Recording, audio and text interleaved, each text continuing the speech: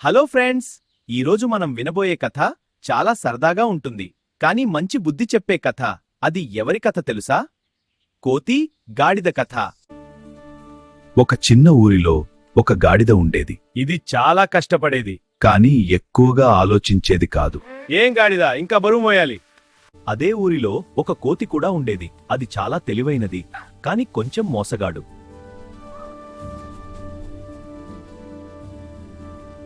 అయ్యా గాడిదా, అడవిలో చాలా తీపి పండ్లు ఉన్నాయి. నువ్వు నన్ను అక్కడికి తీసుకెళ్తే నీకు కూడా పంచుతాను. చెప్పలేను, కానీ అది చాలా బాగుంటుంది. రా. సరే, ఎక్కు. అడవికి వెళ్ళాక పండ్లు ఎక్కడా కనిపించలేదు. కోతి మాత్రం చెట్టెక్కి తానే పండ్లు తింటూ కూర్చుంది. నాకేమీ ఇవ్వవా? నువ్వు కష్టపడటానికే పుట్టావు. ఆలోచించడం నా పని.